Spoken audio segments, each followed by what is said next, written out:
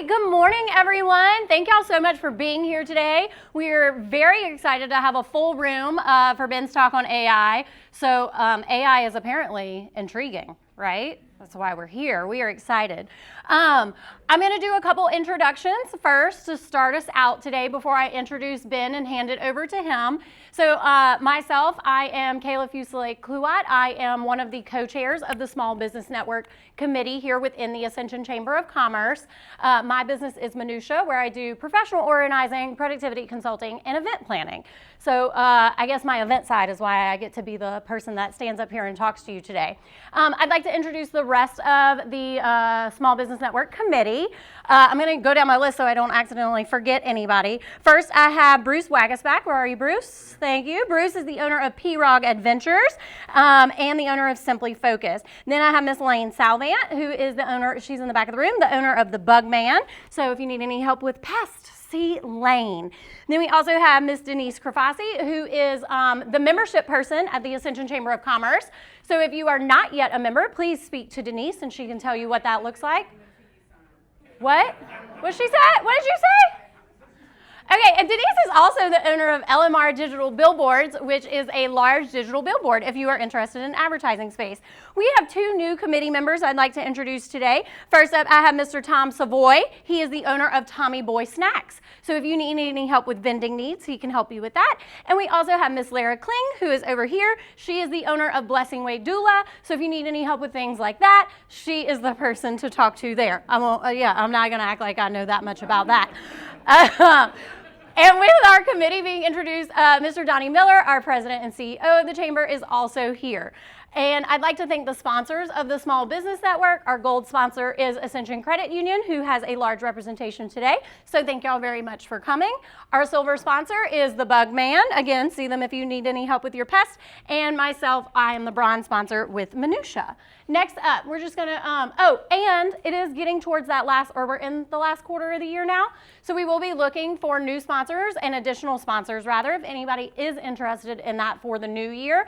I put myself as the contact on there just so I can be the person that gets you in touch with the right person at the Chamber and we can explain our sponsorship opportunities. So there will be those gold, bronze, silver levels, as well as we have a monthly sponsor. And if you're a monthly sponsor, you get to come up here and talk and tell everybody about your business.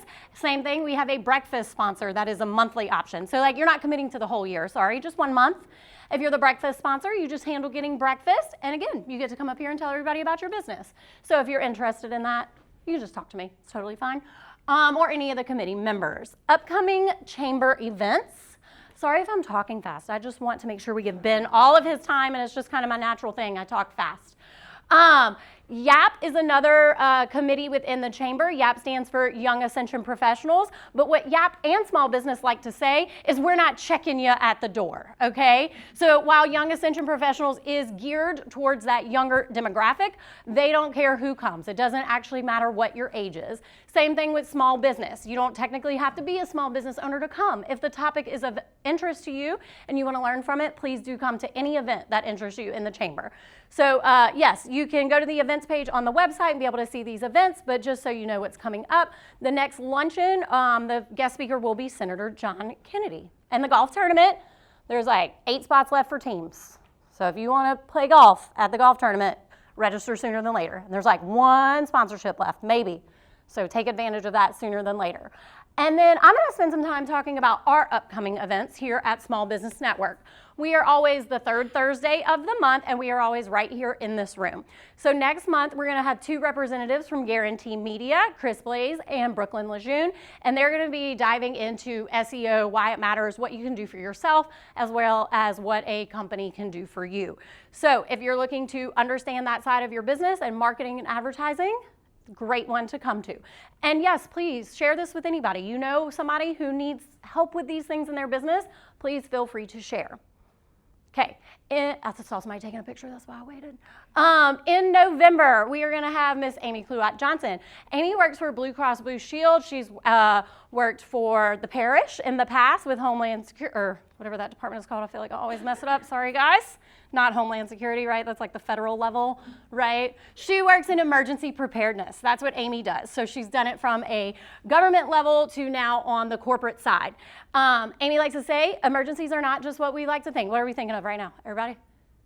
Hurricanes, that's right. Guess what? An emergency can also be that your credit card machine gets hacked or goes down or there's a fire randomly, right? So it is, if you have an emergency like this in your business, how do you continue to function and go through things and run your business and not be months without revenue? So that is what Amy is going to be talking to us about in November. And we're working on our December event, but we will be having a December event.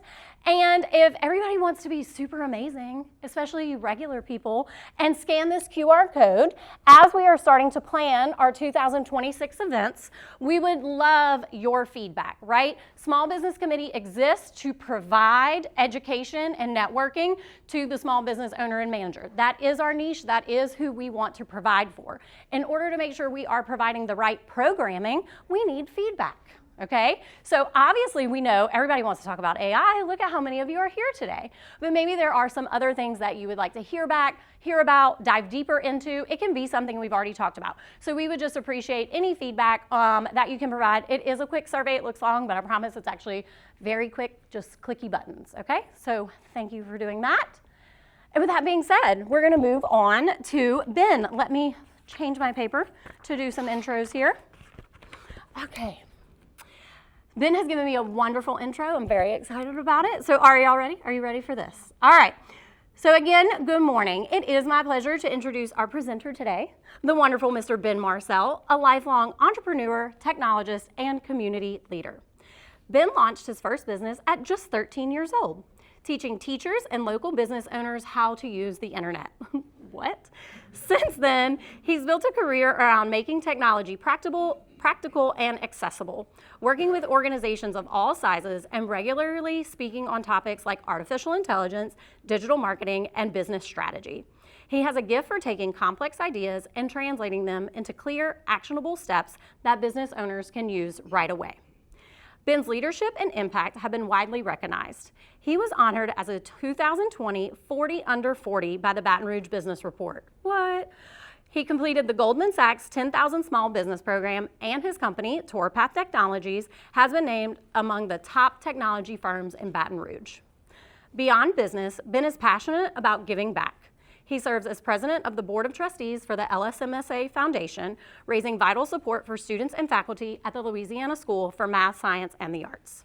He's a strong supporter of athletics and youth programs, participates in charitable running events, and contributes his leadership to the Baton Rouge business community as an area director with BNI. Today, he's here to share AI for Business, real-world strategies to work smarter, not harder, showing how artificial intelligence can help streamline operations and spark growth across every area of business. Now, before we bring up the real Ben Marcel, I want to introduce his digital twin, AI Ben. So that's not really Ben, that's AI Ben. Now, AI Ben has been busy doing all the usual things people turn to AI for: drafting emails, polishing up marketing copy, even creating the promo video you saw for this workshop. But he doesn't stop there. AI Ben also steps into real life. He plans out Ben's weekly meals, helps coach 10U softball by building practices, lineups, and game strategies, and even wrote a scholarship recommendation for a neighbor's son who is trying to land an athletic scholarship.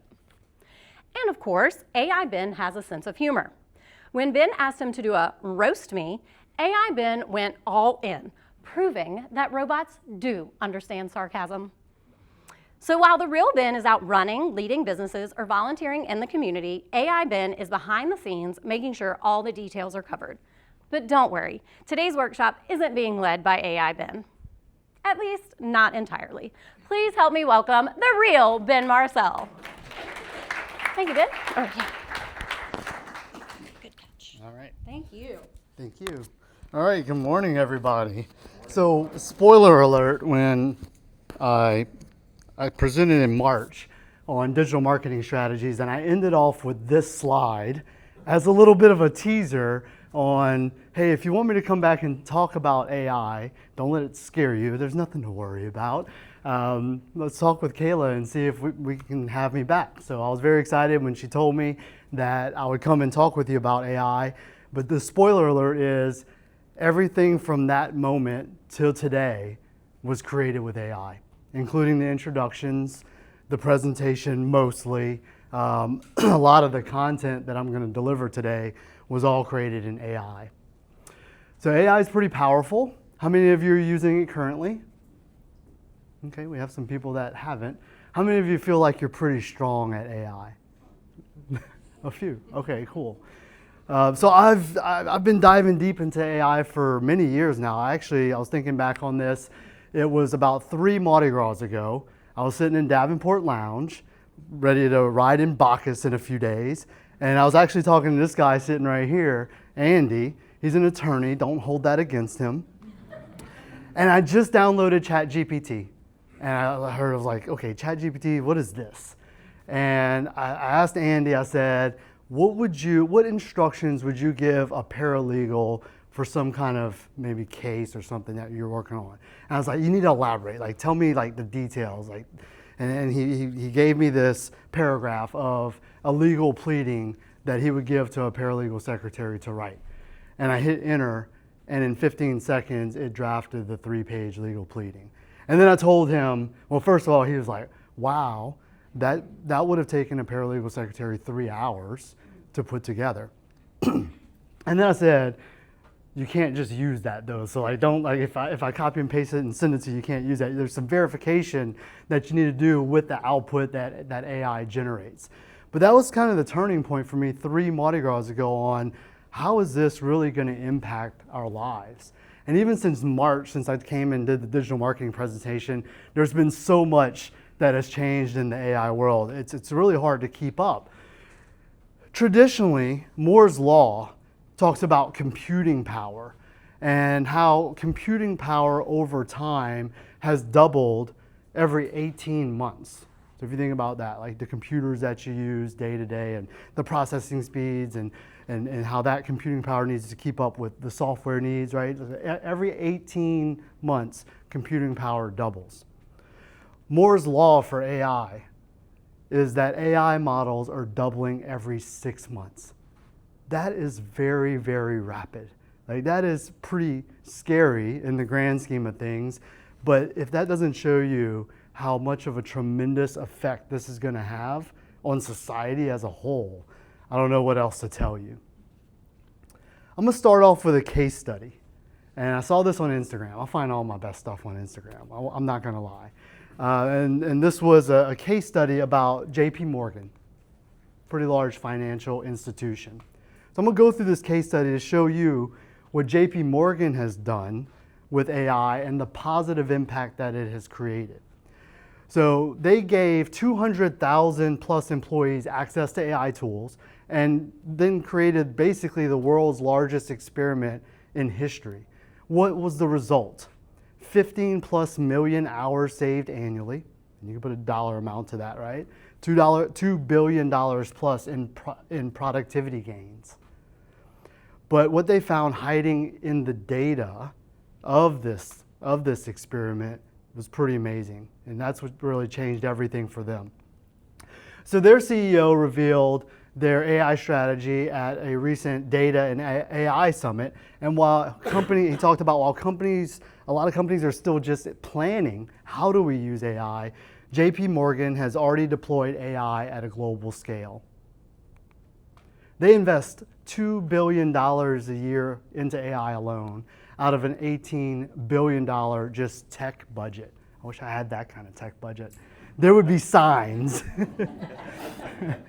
So that includes 55,000 developers, 200 AI researchers, and 450 plus active use cases. That's the key term for today, because I want to show you some active use cases that you can take after this meeting back to your office and try to play around with.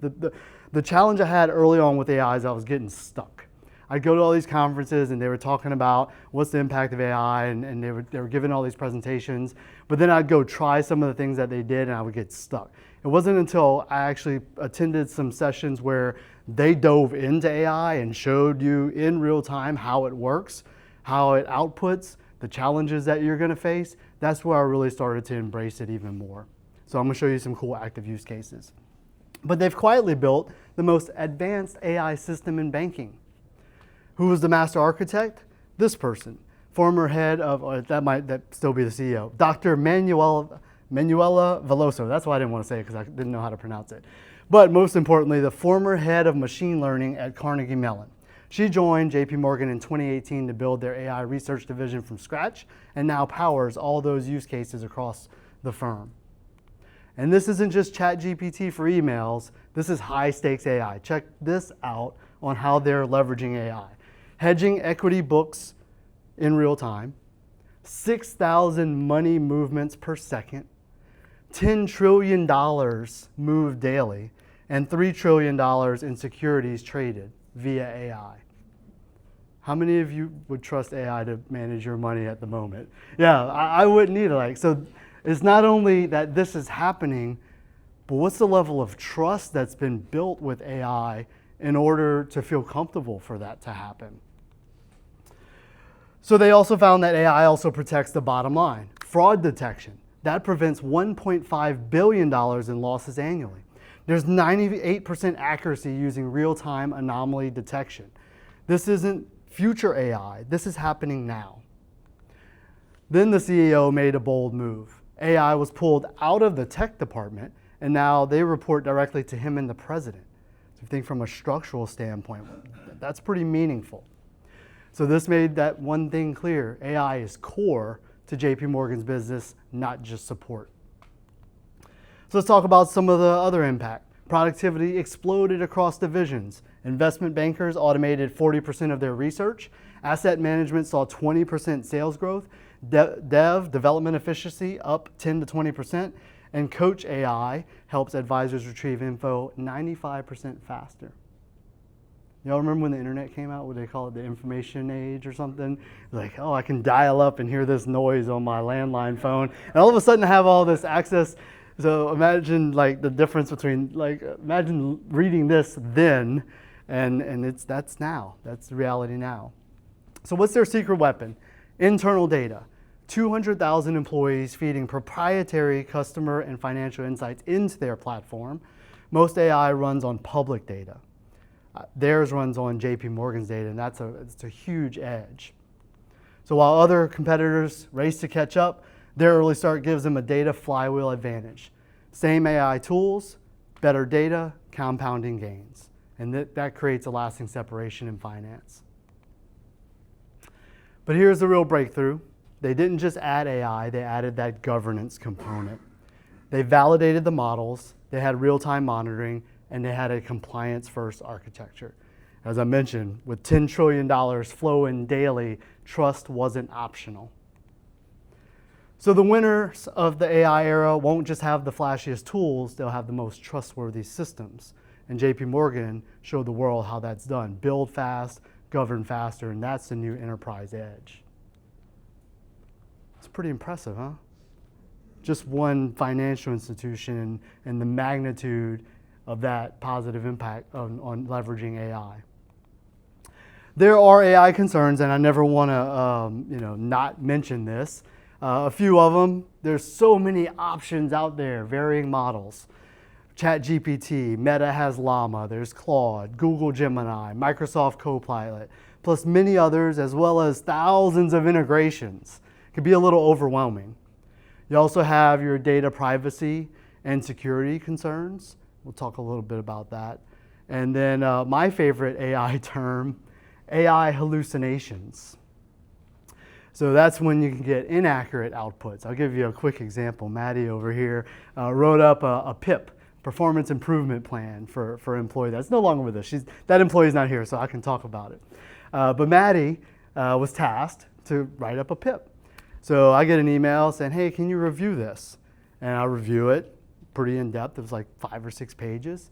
And I reply back and say, hey, this is pretty good, but this section mentions, when you get to the office, make sure the coffee maker's gone, the lights are on in the conference room, and the digital signage in the lobby is turned on. And I said, Maddie, did we get some new digital signage that I don't know about? right? So it can like output things that aren't accurate. So it's really, really, really important for you to check what it outputs to make sure that it works for you. But there's also some broader societal risks. And I wanted to be more businessy here, but there are some societal risks like concentration of power, like who has access to AI and who doesn't, creating economic disparity. There's a whole intellectual property side of things, with artists and musicians, misuse, and then environmental impact. And that's a big thing. There's a really good article that says, please stop telling ChatGPT please and thank you, because when billions of people are using that and prompting it and saying, please do this or thank you, it's burning up more energy. It's burning up more compute power in the data centers. And global warming might increase or something. So. But that's some of the concerns, and I never want to shy away from the concerns. We need to keep that top of mind. It needs to become as trustworthy as possible. So before we dive into the demo here in a moment, oh, and by the way, at the end, there'll be a way to get the slide deck and some of the resources here. I'll explain that, so you don't have to take any pictures, because I always take pictures and I never go look at it again. So I'll have a way for you to get the slide deck. But what I wanted to start with, this is a good friend of mine. He owns a company that does consulting for managed services IT providers. And I saved this a while back. And these are some really good ChatGPT prompt frameworks. And I think a lot of people just go and type something in to ChatGPT and then it spits it out as best as possible.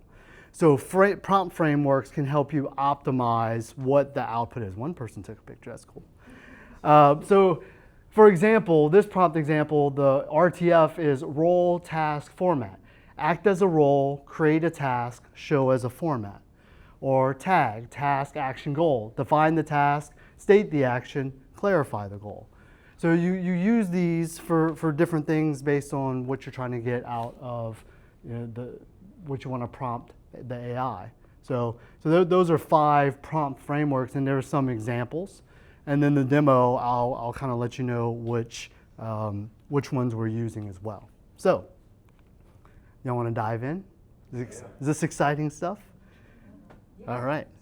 So let's see how switch over.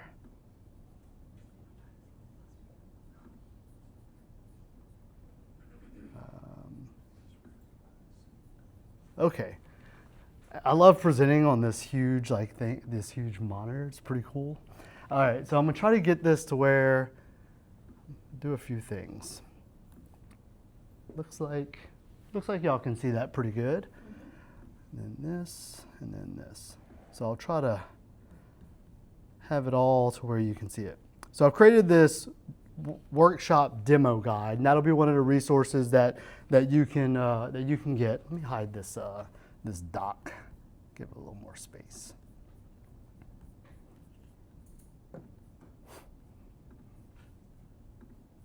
Okay, yeah. So we have this demo guide. I might move that up.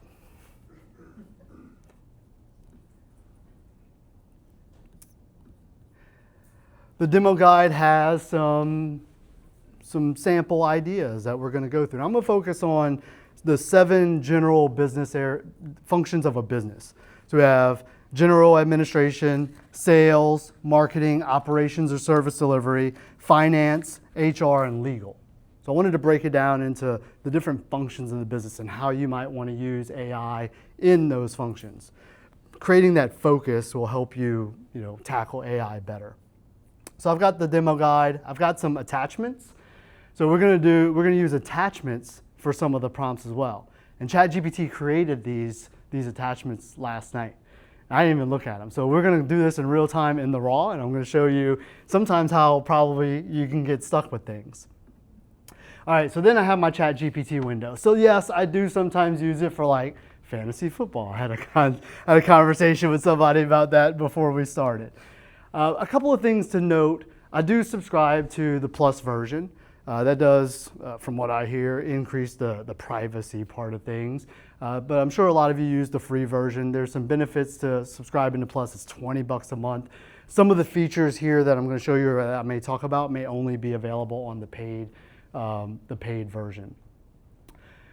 So here's just what it pops up with when you open ChatGPT. What can I help with? Yeah. If you subscribe to the Plus version for your office, can multiple users use it, or does each member have to have its own? You could probably share a user, but they do have a Teams version that's going to give you some more capabilities. Okay. So, because if 9 people are sharing one account, all the prompts will be on the side. So the history of your chats are here on the left. So here's all the chats. So if it pops up, it says, "What can I help you with?" And you just start typing. That's going to be chats. And chats are pretty straightforward. You can talk to it. You can type it out. You can add files here. But chats are just going to be pretty static for the most part. On the other extreme, you have custom GPTs, or you can create custom agents. A term that you might start hearing is agentic, is a term in the AI world. We're going to live in an agentic workforce, right? We're going to have all these AI agents doing things for it. So that's what that term means. So you have your chats, that's pretty basic, and then you have your custom GPTs where you can create your own agents. And that's going to be kind of listed up here. So that's where my family meal planning resides. I have a custom GPT, and it created a link, and I sent that to my daughter, and I said, hey, if you want to do your own meal planning, here's the link. You can use this AI agent that I built to do meal planning. So you can create customizable links that you can share with others, and you can share an agent. So that's more on the agentic side. But we're going to focus heavily today on projects. So here's the Chamber AI Workshop project. I've got 3 chats within the project. So I gave the project some instructions when I set it up on what I was trying to accomplish. I was going to be presenting to a group of business professionals on AI and gave it all the instructions. And then I had my 3 main chats in here. I had the workshop demo ideas. That was kind of my brainstorming area. I wanted to do the fun and cute little introduction that Kayla did. That was the second chat. And then the outline itself. And then you have the dates there. So we're going to focus a lot on projects. And let's just dive in and start a new project. So I'll hit the new project button here. And I'm going to just name this Business Administration. Now, ChatGPT will try to guide you too. Like, it knows that not everybody's going to be an expert at creating instructions or prompt frameworks and all that. So some of these buttons you can click, and it'll start to customize it to what it thinks you want to get out of a particular project. But I'm going to just create this project called Business Administration. All right, and here's the new chat in the Business Administration project. So I'm not going to add any files yet, but here's all kind of the different options that you have whenever you create a new chat.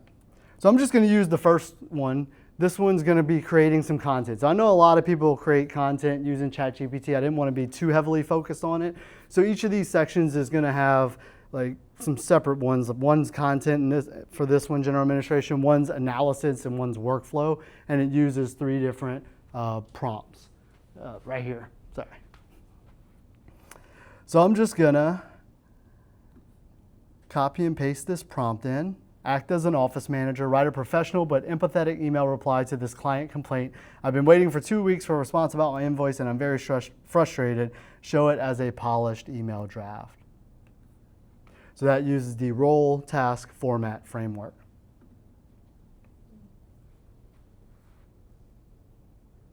All right. So I don't know about y'all, but sometimes I'm a little ADD and I go down to sit and write an email and like shiny object kind of flashes over here. It sometimes takes me a lot of time to write emails, but this is a pretty good starting point that it output on a reply. And I would just take that. You can go down here. It's always going to ask you questions also for you to continue using it. So would you like me to draft a shorter one, more to the point version that you can use, or reply quickly from your phone? But then you have this little copy button and you can copy all of that text. It does also copy that question at the end, so you want to make sure you delete that before you send the email. So, all right.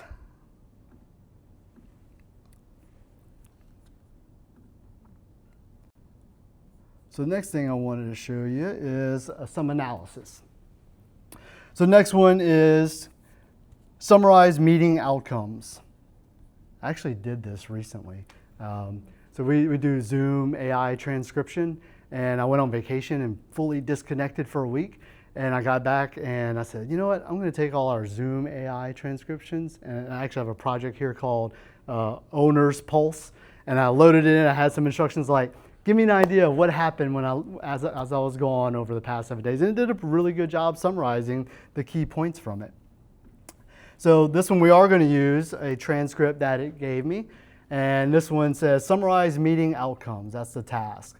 Action, review this transcript, extract the top 3 decisions, produce a clear action item list by department. So I'm going to take that, put it into a new chat, and then attach the file admin meeting transcript. Let's look at it and see what it says. All right. So not really a transcript. AI didn't really generate a transcript for me, but kind of get the idea. All right, so I hit upload and then let it do its thing.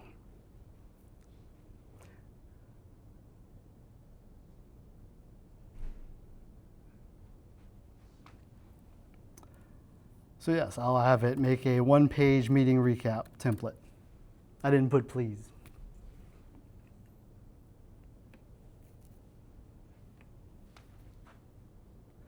So it can create files for you as well, in case you didn't know that. So here's the file that it created. It's going to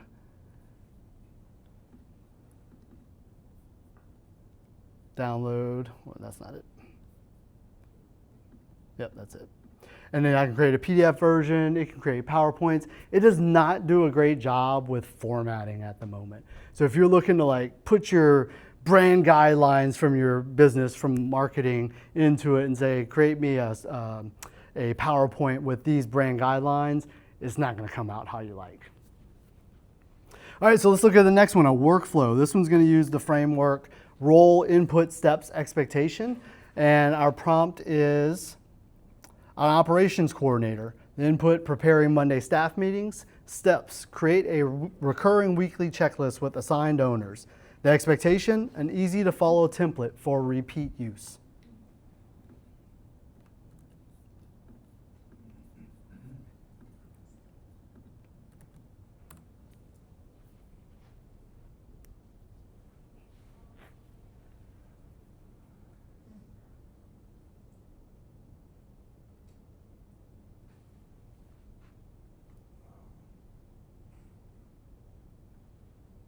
And that one's pretty beefy.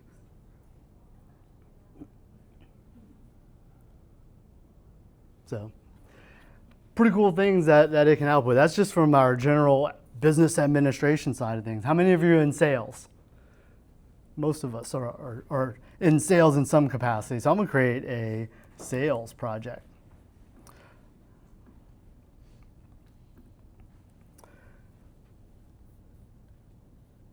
All right, so the first prompt that we're going to use is role task format. Act as a sales rep. Write a personalized follow-up email to Sarah, a landscaping business owner I met at a networking event. She was interested in website redesign services. Show it as a professional email draft. Now to further customize this in projects, you can add custom instructions for the entire project. You can also add your own data in, right? So if you maybe want to go back and look at some of the sales emails that you've written in the past as replies to people that you've met at networking events, you can take all that and put it in the instructions area, the attachments there, and ChatGPT is going to use that information to give you a better output that's more customized to you. You can put some of your sales flyers, some of your other marketing materials. So ChatGPT can use all of that whenever it's creating the content for you. So that'll make things a lot different and more customized and unique to you. Do you just put that in the chat prompt or Yep, you can add it here in the chat prompt. And then I was trying to find, I don't know if it's because of my view here, I was gonna try. I kept. If you noticed, I kept clicking around there to try to get to the actual project settings. Here they are. So I'm in the actual project. Here's my first chat that I did, and then up here in the top right, you can do the add instructions.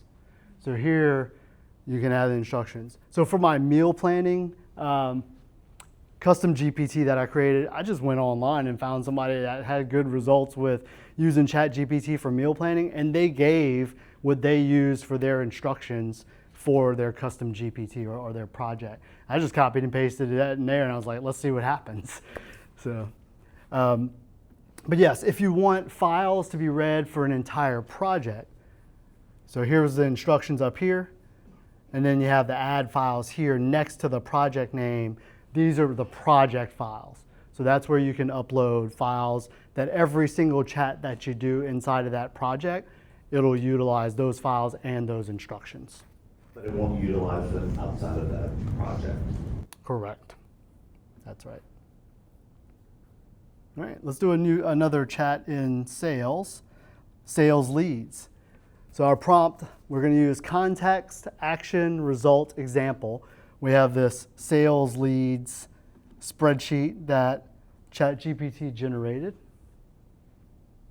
Let's see what that looks like. All right, so pretty straightforward. Just company, contact, last contact, and notes. So context is we've collected 10 new leads. Action, analyze notes and last contact dates. Result, categorize them as hot, warm, or cold. Example, show me 2 lead categorizations with reasoning. So I'm going to paste that in. I'm going to attach the sales leads spreadsheet. And then, so anytime that window pops up, that's going to be some data that it's looking at. And sometimes it'll let you know if it can't read the data properly. That one was pretty straightforward. But sometimes I have issues if I get a report that was exported in like the old school Microsoft Excel .xls instead of .xlsx, and it'll say, hey, you need to convert this for me before I can look at it. But it can do some really cool data analysis stuff. So here, it looked at the data, and then here's some sample lead categorizations, hot, warm, cold, and the reasoning based on the notes and last contact dates. So that spreadsheet was pretty simple, but imagine for our salespeople here, if you exported a pretty robust report from your CRM, maybe going back 18 months on all the interactions and touch points in your pipeline in your CRM, and then have AI analyze that, give you some analysis, but then also once it gives you analysis, you can continue to ask it things. Say, hey, let me find all the people in the CPA industry that I talked with and create me a short list there and prioritize them. And then it'll reanalyze it and give you the output. So do you want me to go ahead and categorize all 10 leads? I'll say yes.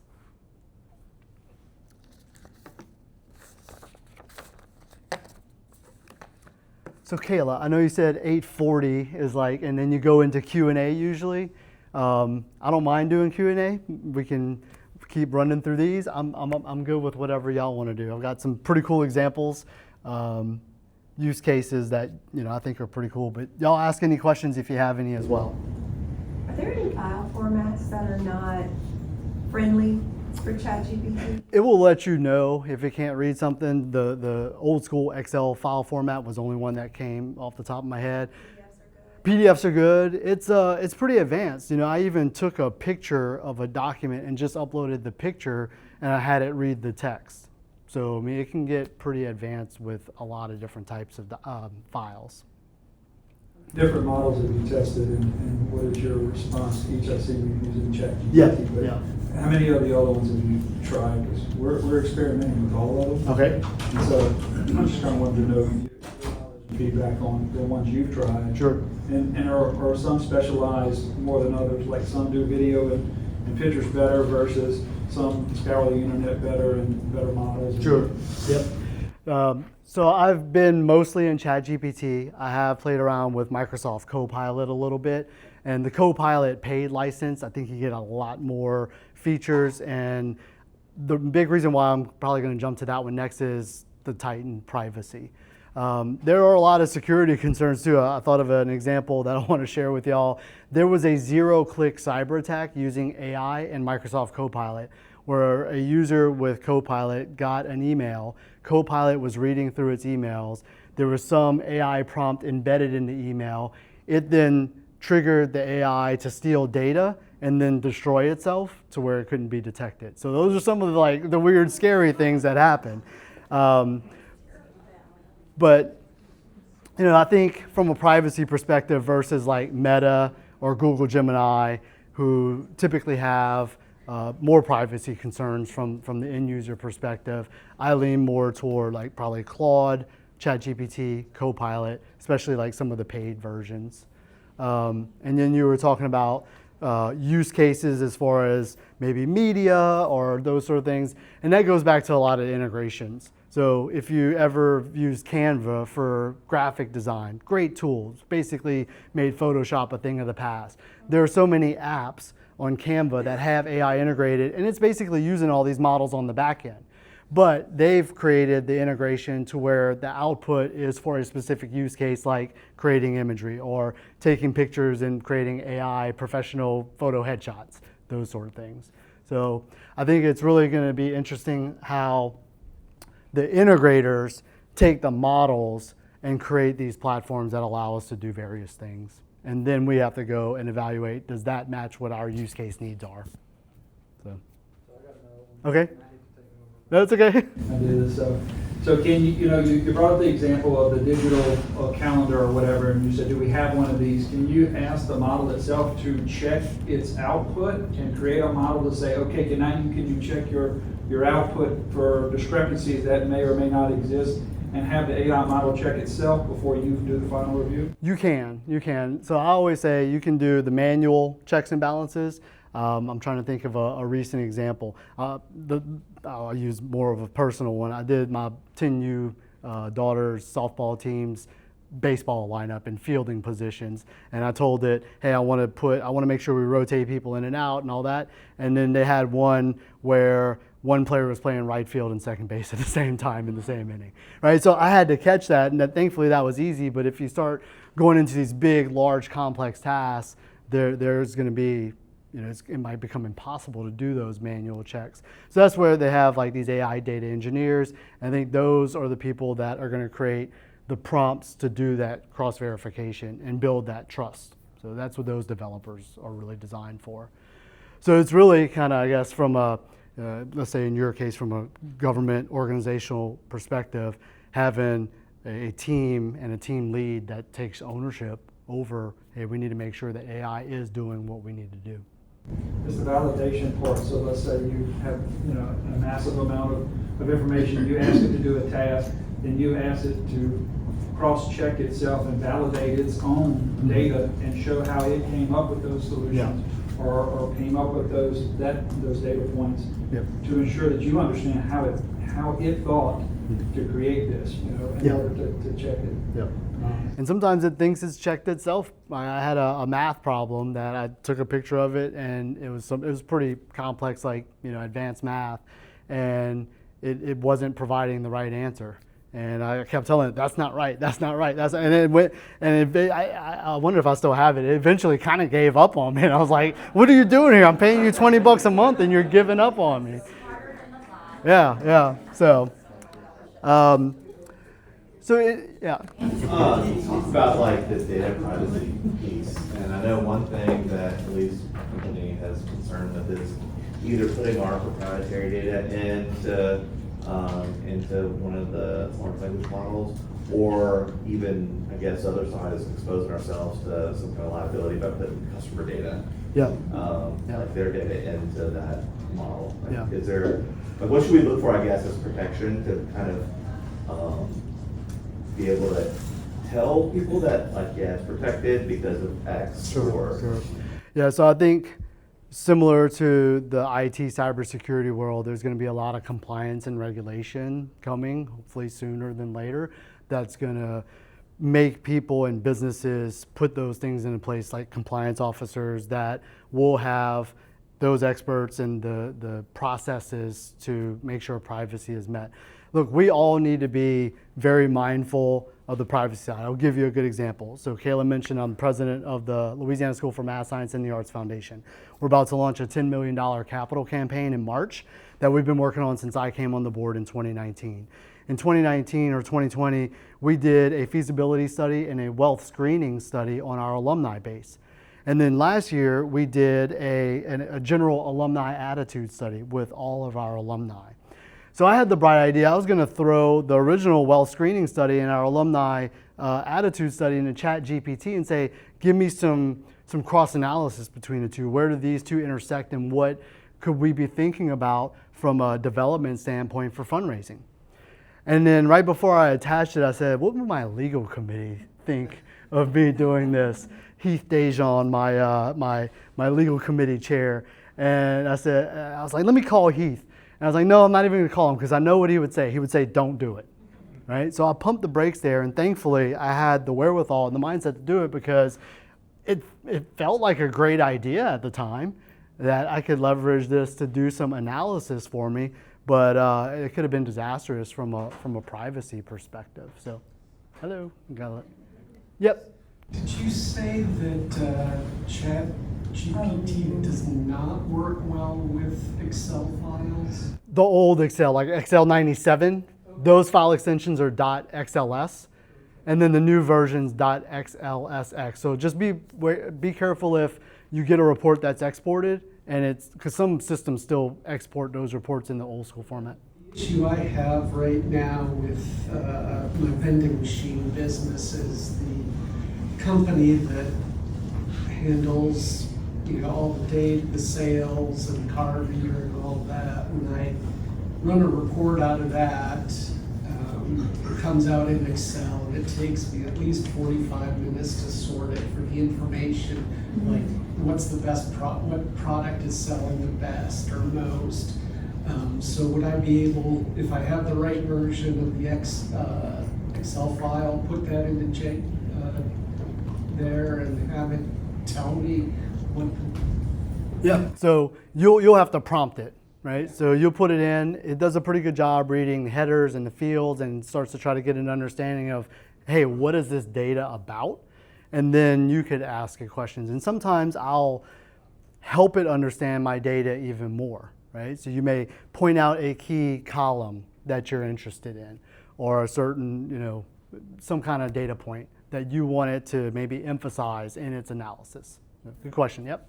I know you showed a lot of business and sales applications. One of the things we struggle with at my work is supply inventory management. Yep. Have you seen ChatGPT or any of them used in any way sort of to do taking orders, filling orders, minusing it from inventory, creating order lists? So the workflow and automation side, as those actions are occurring inside of your business, is that what you mean? Right. Do y'all have a supply chain system that you use? It's bad. It's bad? Gotcha.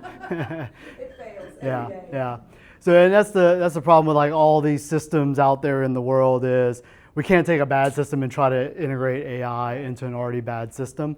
So with ChatGPT, you can create some workflows and automations. I'll give you a good example. There's a recurring tasks feature in ChatGPT where it will run a prompt over and over on a schedule. I created one from a marketing perspective, a prospecting perspective. We deal a lot with people in the AEC businesses, architecture, engineer, construction. So I created a prompt that said, find AEC businesses in the greater Baton Rouge area that have just hired somebody or announced that they've hired somebody, because we like to work with people that are growing and adding new people, and give me that report each week on Tuesday at 10 a.m. So like that's an example of built-in workflow and automation and recurring tasks basically that you can create in ChatGPT standalone. As far as creating like prompt framework for supply chain management, I don't think you're really going to be able to do that out of the box with any of the AI platforms. You're going to have some kind of some good database that can integrate with it, that can help with those workflows and automations. You could talk to my wife, maybe. My wife's in supply chain planning. Yep. This might be a simple question, but I've heard people say that they entered information into ChatGPT and it got to know who they were. So like branding for your business for like client-based things. Where do you go to put that in, and how do you get it to come off more like personal? Sure. So that's where in my project, so here's the sales project that I just created. So you can add custom instructions. So if you want to write out how you want ChatGPT to better output the information, you can write that out. Does it have to be on each individual project, or could it be across your whole entire ChatGPT? Is there somewhere else you can do that? Yeah, so the chats and the projects and the custom GPTs don't really interact with each other. So that's where you may want to focus on a project on a specific function of your business and then create all the information that it needs to know on how to output for that function of the business.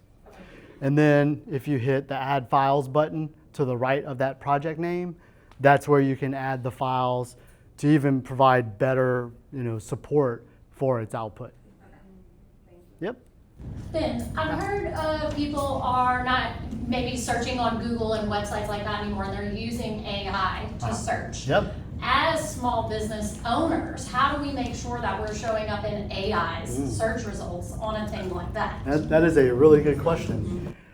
So yeah, from a digital marketing standpoint, we're always trying to stay ahead of the curve because it was just a few years ago where voice search was really taking over, right? Hey Alexa, hey Google, hey Siri. And we were kind of struggling with that because how many responses does a voice search usually give you? Like one, right? It's one quick and easy, here's your result. Whereas we're used to a 10 result page on Google traditionally. Now when you search on Google, you get the AI version of what Google thinks you need. So there is kind of like SEO, but for AI. And some of our SEO analysis tools are allowing us to run audits to see how does it presently rank you from an AI perspective, and then what are some of the actionable items that you can do to try to improve your AI ranking. It's going to be very fascinating to see how AI search, because we feel so comfortable just asking it things naturally, so we're going to ask it for pretty much anything. So how do we as businesses get that exposure? It's a great question. We have time for one more question, if anybody wants to. Here we go. So, in regards to the AI prompt pulling information from the email that said customer was looking at, is there a way to work with those plugins to tell it or have it be on the lookout for specific information that could potentially corrupt that opportunity? So I might have missed one part of it. So you're talking about like a custom integration? So the story that you were telling about person checking their emails and then going through with Microsoft Copilot gotcha. and then picking up AI data from that, saying like, hey, let me steal this information and then destroy myself so that you can't track me.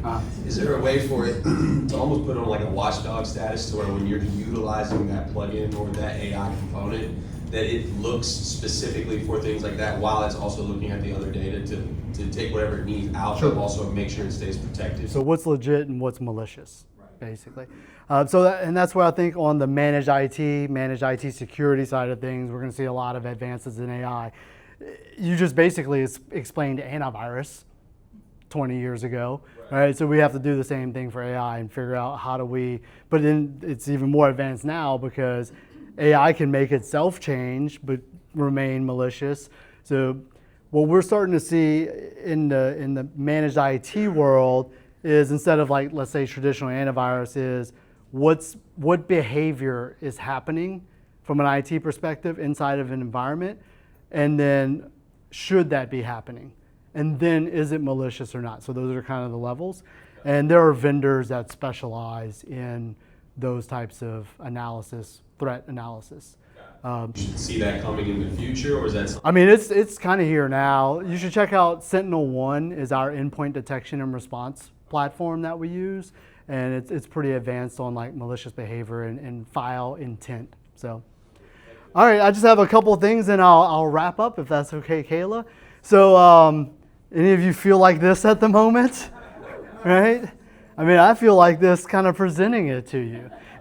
AI has changed so much just while we were learning about it here. So you must be thinking to yourself, okay, what do I do next? I say play around with it. Be safe with the data, right? Be mindful with the data. But play around it. It's trial and error. That's basically what I did. I ran into a lot of challenges early on. I'm a lot smoother with it today. I think we did pretty good with some of the live prompting today. I didn't run into any crazy challenges. But if you want to, so there's 2 offers before you scan this. I created a very basic landing page. It's our logo, it's AI bin, and it's a form for you to fill out. And if you fill out that form, you'll get everything today. You'll get the slide deck, you'll get the prompt workbook, you'll get all the sample attachments and all that, and you can do whatever you would like with it. So full disclosure, you'll go into our CRM if you opt in that way.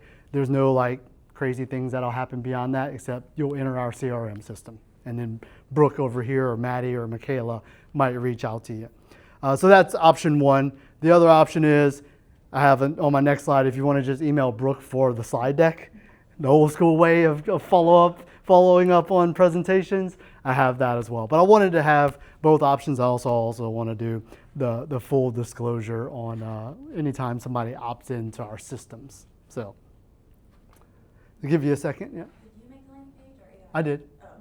Oh, I Yeah, that's why I said it was very simple. It was logos, AI bin, and a form. So, but here's Brooke's email, brooke@torapathdm.com. If you want to email her, if you just want to get a copy of the slides for now, you can always scan that QR code later and get all the other resources. But it's been a pleasure talking with you all about this. As you can see, I'm extremely passionate about it. This has a way for us to, like I titled it, work smarter, not harder. The people that freak out that you're going to be losing jobs and all that, and it's not that. Humans as a whole are going to level up. They're going to become better, more skilled people. If you think way back in the day, you had your basket weaver, right? They'd make a basket every 7 days. And then somebody created a machine to create baskets. Same quality and everything, but a lot faster. They can make 20 a day now. But somebody needs to operate that machine. So we level up our skills to where we keep up with the advances in society. So I'm really excited. I know I love presenting out here in Ascension. We've got a great community. We've got a great business community, great turnout today, and I thank you very much.